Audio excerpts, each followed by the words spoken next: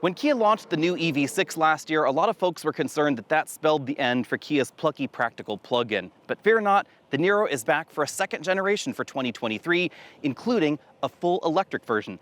This is the new 2023 Niro EV.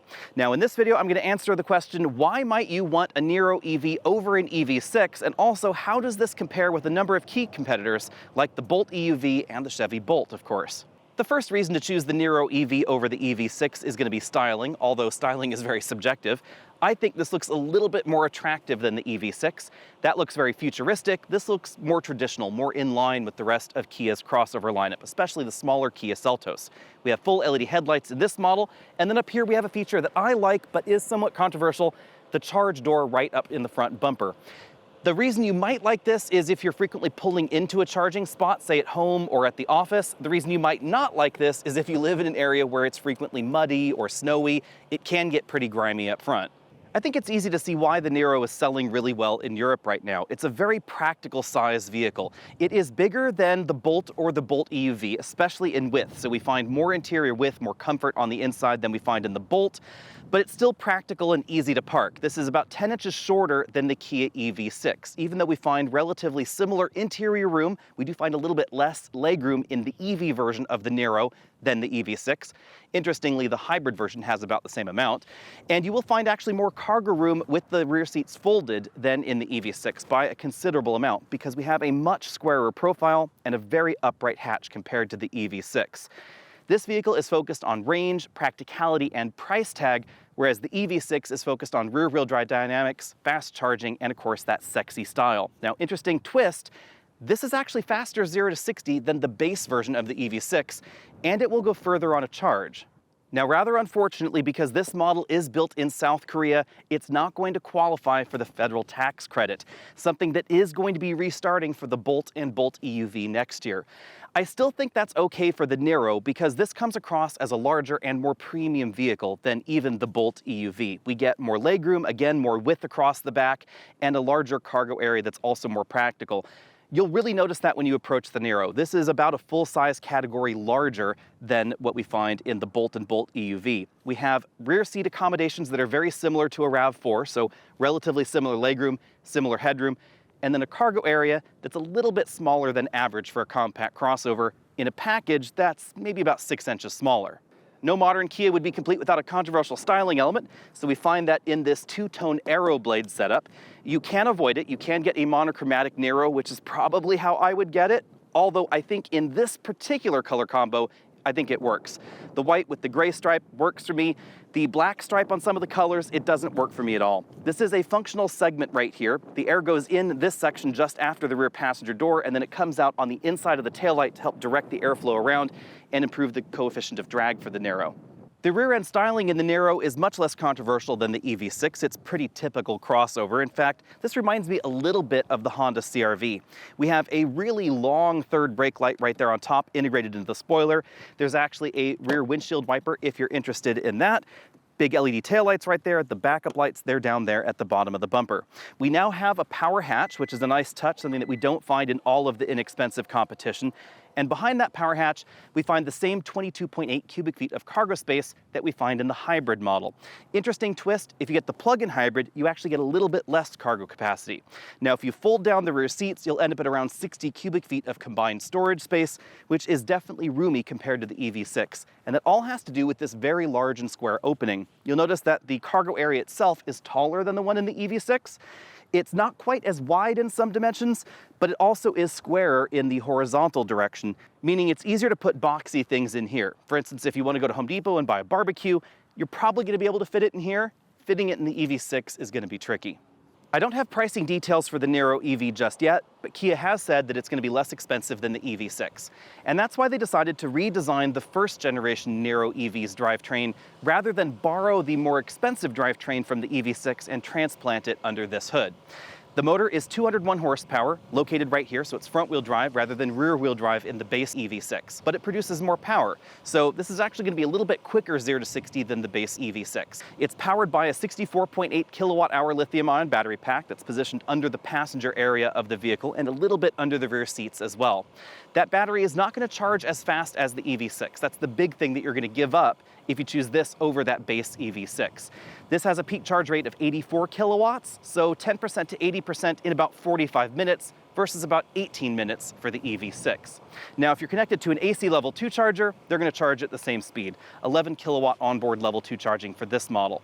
In trade for the slower DC charging, we do find longer range in the Niro than the base EV6, up to 253 miles with this particular model, and you can still get an optional heat pump and optional battery warmer in the Niro if you live in a colder climate.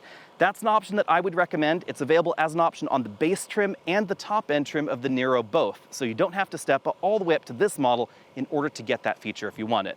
Over a day of mixed driving, I found the front seats to be pretty comfortable.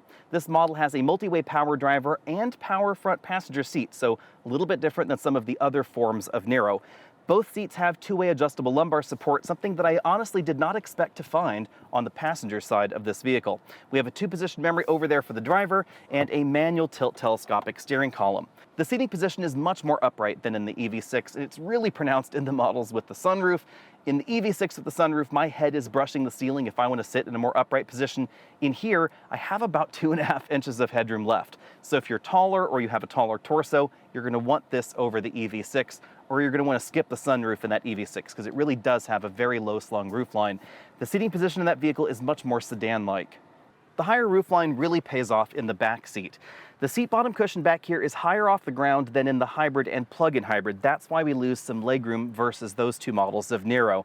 Remember that legroom is not just distance between the seats, it's actually a vertical measurement as well off of the floor. And the floor and the seats do change position a little bit in the EV model. We have essentially a flat floor here, however. If I move over to this middle position, I still have about 1/2 inch of headroom left, but less than we find in the hybrid and plug-in hybrid. Over here on this side, the front seat is all the way back in its tracks. I still have about 1/2 inch of legroom left, so still pretty comfortable. And over here, I have about 2 inches of headroom left.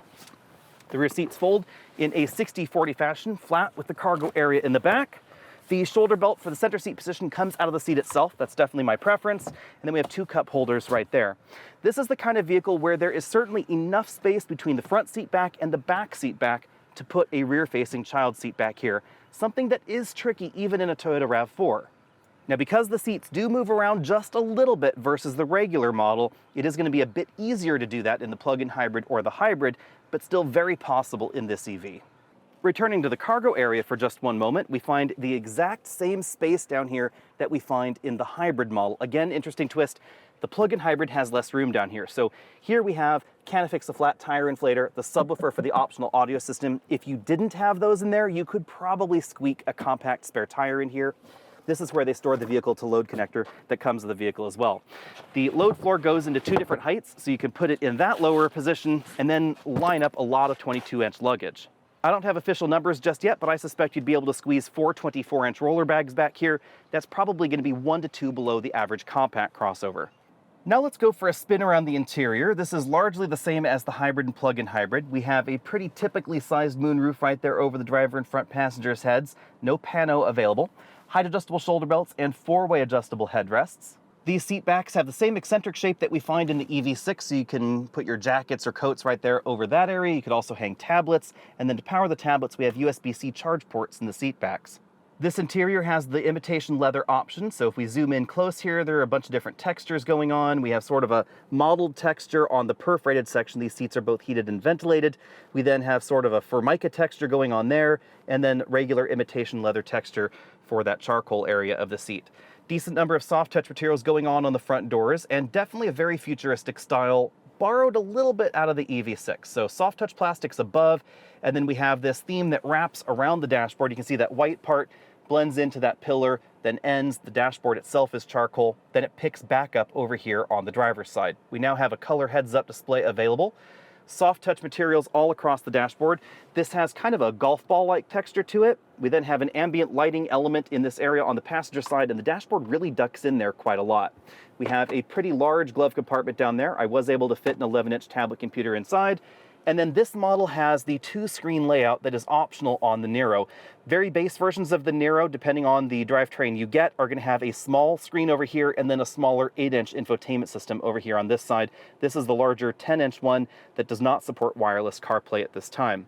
Below that, we find 2 large air vents, the controls for the heating and ventilation, and the radio system here. I'm not the biggest fan of these combined controls because I end up stabbing the wrong option. You use this button to change the mode for all of the various controls there. Below that, we have the USB input for the system, a USB-C charge port. There's also a Qi wireless charging mat down there. Definitely enough room for some of the larger smartphones.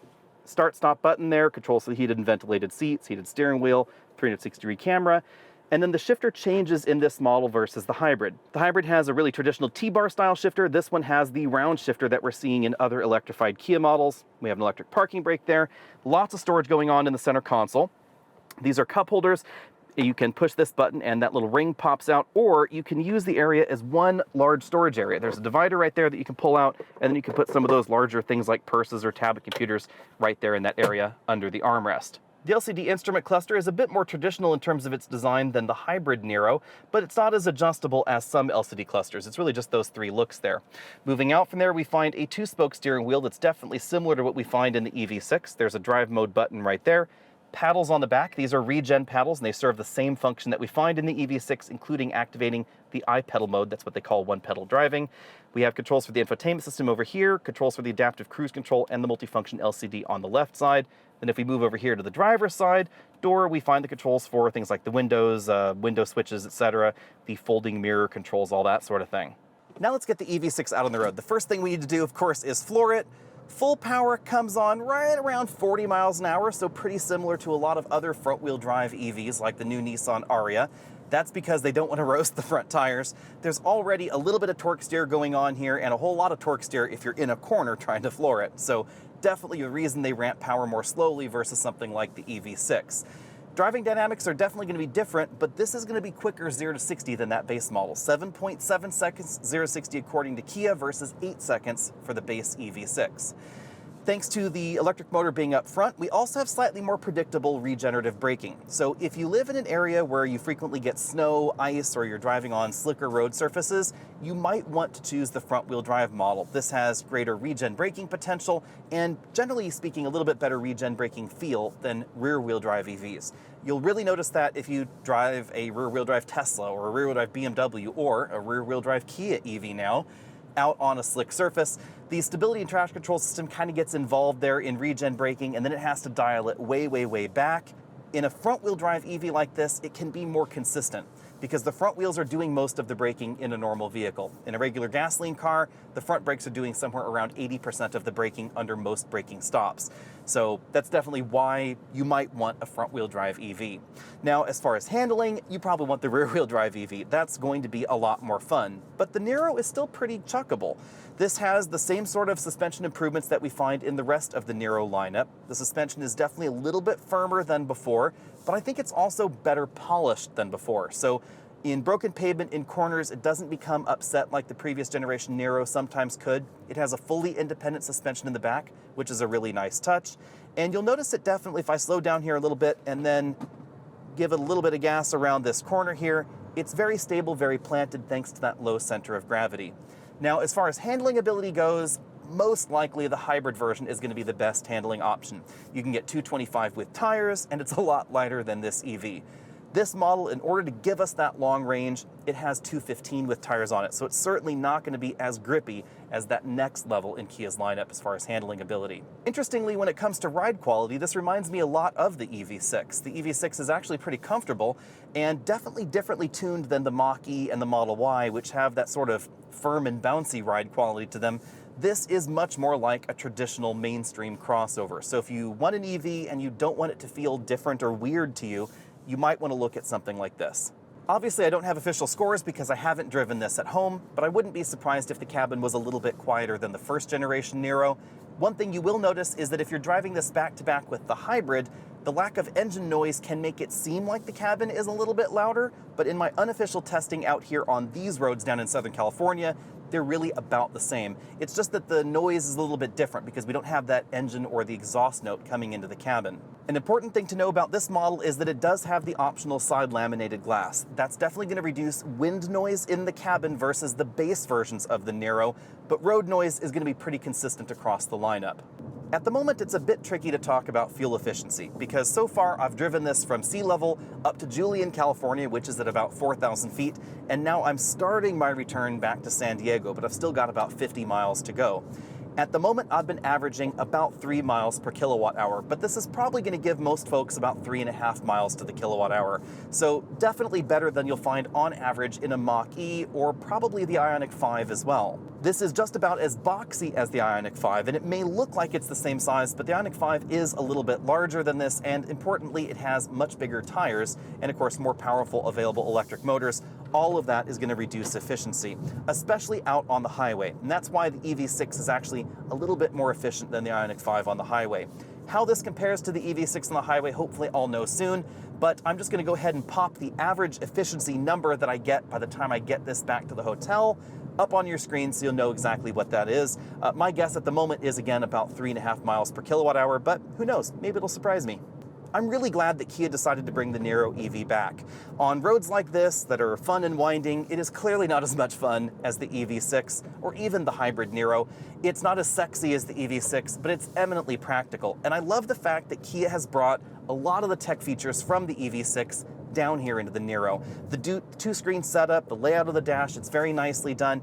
And I love the fact that we have these regen paddles on the back. This is one of the things that I absolutely love about Hyundai and Kia's EVs, plug-in hybrids, and even now some of their hybrids, is the ability to adjust regen with these paddles. There's an auto mode where you can select between a bunch of different regen profiles, and then it's going to use the radar sensor to actually define what that regen is going to be, or you can take it out of the auto mode and just choose between fixed levels of regen. You can get pretty aggressive regen, you can also get one pedal driving, or you can go all the way up to no regen and just have basically a sailing mode here. Unlike the EV6, however, when you're in the zero regen mode and you press on the brake pedal, you still get regenerative braking, and that is key. Because for some reason with the EV6, because they're trying to regen a lot of power on the rear motor, with that vehicle, if it's in zero and you press on the brake pedal, you just get friction brakes. You don't actually get more regen. Hopefully that's something they address in software. In this, it's a little bit different. Obviously, if you're looking for a road trip car, you probably want the model with faster DC charging. But aside from that, I love pretty much everything else about the Niro EV. Rather unfortunately, I don't know the price tag of the new Niro EV just yet, but Kia has said this is going to go on sale early 2023. So if you want one, now is the time to reach out to your Kia dealer. Initially, supplies are going to be somewhat constrained, obviously thanks to the ongoing chip shortage, but I wouldn't be surprised if it was a little bit easier to get your hands on one of these than the EV6 eventually. Kia has said it will be sold in all 50 states. The previous version of the Niro was technically a 50-state vehicle, but dealers are allowed to choose whether they want to carry it or not, and Kia definitely had a hard time pushing the Niro EV with some of those more reluctant dealers. The EV6 appears to have fixed that problem, as has the new plug-in hybrid Sportage and the plug-in hybrid Sorento. So now, at this point, pretty much every Kia dealer around the US is certified to carry EVs, so they will at least be able to order you a Niro if you want one, if you can convince them to do the paperwork. Now, would I get this over something like a Chevy Bolt or an EV6? Since a lot of folks on Facebook were asking, let's take a more detailed look at the EV6 versus Niro numbers. Again, 10 inches shorter in terms of length. It's about 2 inches narrower, but in the passenger compartment, you'll actually find about the same width, especially in the area above your shoulders and in the head region in the back seat. The EV6 really has a drastically pinched in style back there, and that's why this cargo area and the passenger area at the back are actually a little bit more convenient than we find in the EV6. The cargo area technically is a little smaller in this, 22.8 cubic feet versus 24.4 cubic feet in the EV6. But once you fold down the back seats, you'll get 63.7 cubic feet of space up to the front seat backs versus just 50.2 in the EV6. That's all due to that really swoopy profile we have in that model. Range is definitely longer in this, 253 miles versus 232 miles in the EV6. And the 0 to 60 time, it's a little bit faster here, 7.7 seconds versus 8 seconds in the EV6. The Niro definitely scores high when it comes to practical considerations. The EV6 wins when it comes to more emotional considerations. It definitely handles better. I think the ride quality is slightly better than what we find in the Niro. Obviously, I'm going to wait until we can get these at home to really compare them back to back. Braking distances are not going to be too far off. The EV6 is a little bit heavier than this, but it does have wider tires, so it's probably going to stop a little bit shorter. I don't have detailed numbers there just yet. The cabin appears to be a little quieter in this than in the EV6, but I haven't been able to test them at home back to back. I suspect they're probably going to be pretty similar. As far as tech, the EV6 wins that race. We get bigger screens, more features available in the EV6, but you're going to pay for them. The price tag here is likely going to be definitely less than the EV6. Again, not too many details just yet, but if you want top-end features like the heads-up display, the ventilated seats, things like that, those features are going to happen in here, definitely less expensive than in the EV6. Versus a Chevy Bolt, this is really going to come down to pricing. This is likely going to be more expensive than the Chevy Bolt. There's no way around that because the Bolt is going to get the new $7,500 federal tax credit come January 2023. And that is going to make it one of the least expensive EVs available in America. Now, this is better than the Bolt in basically every way. It's more comfortable, it's roomier, it has better gadgets and gizmos, etc. I think it's better looking. The cargo area is more practical. Performance is not too far off. The only thing this is lacking is the hands-free Super Cruise system that we do find available in the Bolt EUV. But this is going to be more expensive, and that really caught everybody off guard, including Kia. They did not expect that $7,500 tax credit to end, and in the world we had before, that would have made this less expensive than a Chevy Bolt, but that's not the world we live in. The world we live in has a Chevy Bolt that is actually less expensive than this, potentially. This handles better. I think it rides better than the Bolt. It's quieter than the Bolt. It doesn't really charge that much faster than the Bolt. They're both on the slower side of things for CCS, but it does have a nice, healthy level 2 charger on board. If I were willing to spend the extra cash, this is worth the difference, but not everybody wants to spend that much more. And this is probably going to be about $7,000 more, I would guess, than the Chevy. Exactly how that price tag lines up, we just don't know yet. The Bolt EUV is pretty cheap, but it doesn't come with the same kind of feature content we find in this. Expect this to be more. Obviously, for detailed comparisons, you're going to have to wait until I get this at home, but running through the Kona EV pretty quickly because I have driven that relatively recently, this feels more modern. The Kona EV definitely is less expensive, and as with the previous Niro versus Kona question, this is bigger than the Kona, interestingly. So the Kona EV and the Niro EV, they share an electric drivetrain and battery components in the same generation as one another, but the body of this is actually tied with the development of the Ioniq, the original Ioniq hatchback liftback thing. So this is wider, bigger, longer than the Kona. It's more comfortable, it's quieter, it feels more grown up. The Kona is going to be easier to park. It is a lot closer to the Chevy Bolt in terms of its dimensions. This is certainly bigger, especially on the inside where we find near RAV4-like room in the back seat. The cargo area is also bigger than the Kona. So if it were my money on the line, because this and the Kona are pretty similar priced, I would probably get the Kia. I also think this looks better than the Kona. As always, be sure and hit that subscribe button at the bottom of your screen. Hopefully I will have this with pricing information sometime early next year so I can run it through my full battery of comparisons and tests and tell you whether or not it's a good deal. At the moment, I suspect it is, but the tax credit is really complicating a lot. And again, if you're interested in the least expensive EV, that's gonna be something like the Leaf. It's also gonna be something like the Chevy Bolt. This is way, way, way nicer than the current generation Nissan Leaf, but the Leaf is going to be significantly less expensive. Whether or not that price bump is worth it to you, that's more of a personal choice, but we'll roll through all those things once I can get this at home and run it through my complete testing. If you're interested in something that's faster, handles better, and is sexier, that's going to be the EV6. If you want an electric vehicle that's practical and won't break the bank, that's going to be the new Niro EV. Hit the subscribe button, find me at Facebook, Instagram, Twitter, and I'll see all of you next week.